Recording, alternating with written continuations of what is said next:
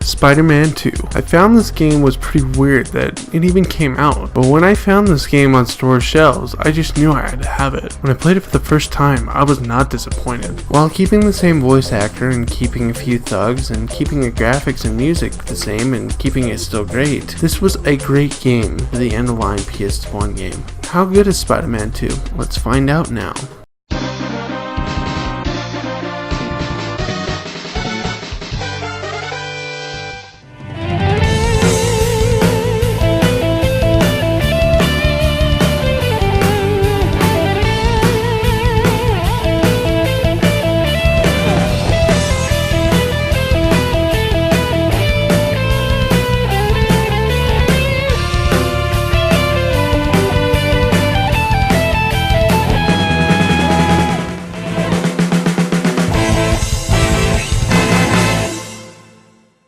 Spider-Man 2 has a limited history. The game had an ending change due to the 9/11 attacks. After the game was released on October 9th, 2001, under the name Spider-Man 2 Enter the Electro. Spider-Man 2's gameplay is the same as the last game, with some touches.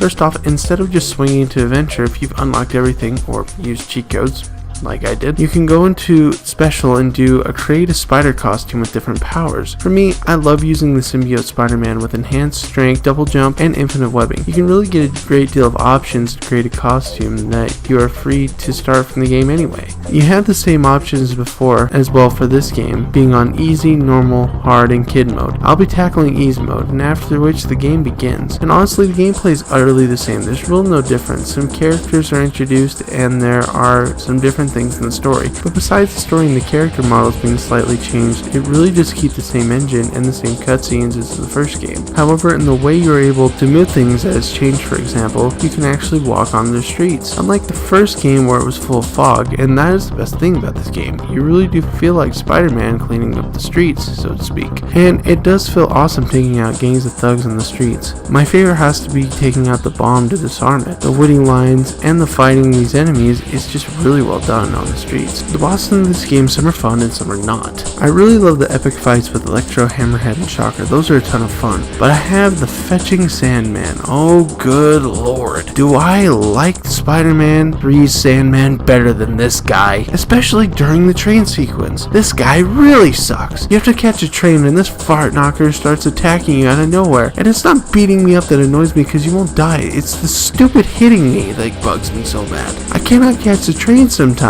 And be in mind, people, this is on easy mode. I don't even want to imagine what this guy is like on hard mode. But honestly, all you had to do was make the train go faster and make it so I had to break through these walls. But no, you have to take the challenge in with having this annoying freak in here. The lizard battle sucks too. The reason being is that you have to go to a machine and line up the vaccines, then fire the vaccine using your web shooters. Then you can fight him. But why put this in this game? This is so out of place with the rest of the game. Holy cow, I hate it when you put stupid things like that in video games. This should not require it. The graphics in this game are really good, and I love how this game looks, but to be honest, I feel like they really did a great job with more environments, because they really could have messed up these, but they did an awesome job. Everything from the airfield to the museum is quite amazing for a PS1 game. The sounds in this game are more than welcome because it's basically the same as the first game. But with a bit different voice acting aside, the punches, kicks, along with the webbing are super satisfying to hear, and the music on the other hand, it's okay. The music in the last game is way better and had a pretty underrated soundtrack, but this game, however, I wasn't really a fan of. The music, don't get me wrong here, it has some great tunes, but it's just not as good as the last game is all. The story starts right after Spider-Man the original game. A series of robberies had been taking place by Electro to get Super Electro's suit and basically become a thunder god. Spider-Man investigates and finds at some point that there's a final part needed for this suit. It's a jewel.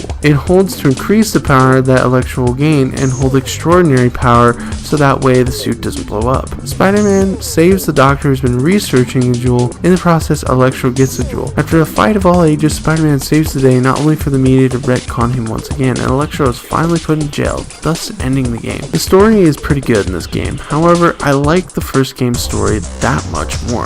I felt like it had more of a sense of urgency and adventure. This feels like Spider-Man's day-to-day, and this game really only gives a bit in the same in terms of gameplay and story.